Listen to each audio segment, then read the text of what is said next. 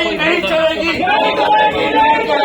युक्तिकरण बंद करो, बंद करो, बंद करो। 2008 के सेटअप से जो छेड़छाड़ करके एक शिक्षक हर स्कूल से कम किया है, उससे शिक्षा की गुणवत्ता गिरने वाली है।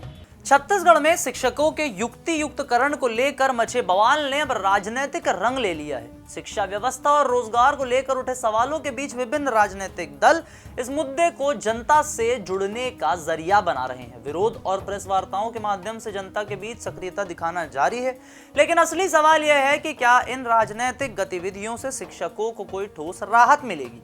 हजारों शिक्षकों की नौकरी पर संकट मंडरा रहा है, कथित तौर पर स्कूल बंद हो रहे हैं और यह आदिवासी अंचलों में शिक्षा व्यवस्था लड़खड़ा रही है। इन हालातों में यह जानना जरूरी है कि क्या यह सारा विरोध सिर्फ राजनीतिक मंच तक सीमित रहेगा या फिर इसका कोई स्थायी समाधान भी निकलेगा। अब क्या है इस पूरे मामले को लेकर राजनीतिक एंगल, करते हैं सभी जानकारी आपसे साझा। नाम हमारा आशीष गुप्ता, आप देखना शुरू कर चुका है न्यूज़ 24/7 डिजिटल। छत्तीसगढ़ में युक्ति युक्तकरण को लेकर जो बवाल मचा है, इस पूरे मामले को एक बार शिक्षक की जुबानी स्पष्ट रूप से समझ लेते हैं। इससे समझने और आप तक सरलता से लाने के लिए हमने बात किया शिक्षक साझा मंच के जीत जी से। देखिए इस मामले में शिक्षक की जुबानी उनका क्या कहना है। शिक्षक साझा मंच गरीब, मजदूर और किसान के लिए जो सरकारी स्कूल खोले गए हैं, उन स्कूलों को बंद करने के खिलाफ है और इसका समर्थन पूरा जनमानस करते जा रहा है। हम अपने पालकों से, अपने शाला प्रबंधन समिति के सदस्यों से, अपने जनप्रतिनिधियों से हमने सबसे ये गुहार लगाई है कि सरकारी स्कूल को बचाने के लिए आप आगे आएँ। हमारा आंदोलन कोई राजनीतिक आंदोलन नहीं है, लेकिन कोई राजनीतिक दल हमें समर्थन करता है, हमारी विचारों को समर्थन करता है, हमारे आंदोलन को समर्थन करता है, तो हम स्वागत करते हैं। इसके बाद छत्तीसगढ़ में भाजपा सरकार के युक्ति युक्तकरण और कथित शिक्षा रोजगार विरोधी नीति के खिलाफ जिला कांग्रेस कमेटी ने राजीव भवन में 7 जून 2025 को पत्रकार वार्ता की। पूर्व मंत्री अनिला भेड़िया ने इसे रोजगार और शिक्षा के खिलाफ कदम बताया। उनका कहना है कि इस नीति से प्रदेश में 45,000 से ज्यादा शिक्षकों के पद खत्म हो जाएंगे। साई सरकार ने 10,463 स्कूल सीधे बंद करने का फैसला किया है, ऐसा आरोप है कांग्रेस का।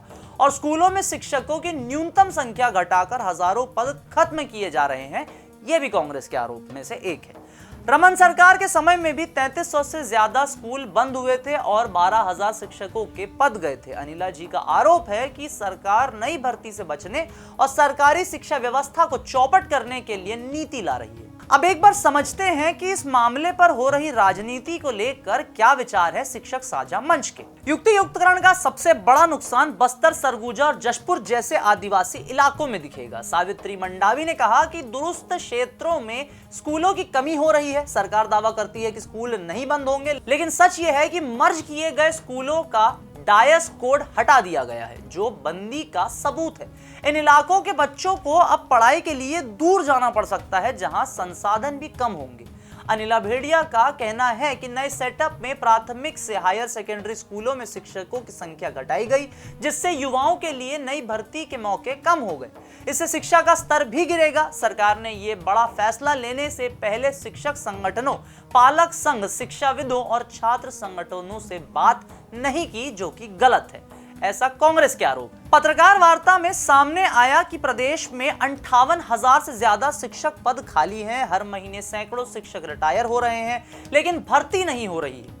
कई सालों से प्रमोशन और तबादले की पॉलिसी भी साफ नहीं है। कांग्रेस का आरोप है कि सरकार युक्ति युक्तकरण के नाम पर शिक्षकों को डराकर वसूली करना चाहती है।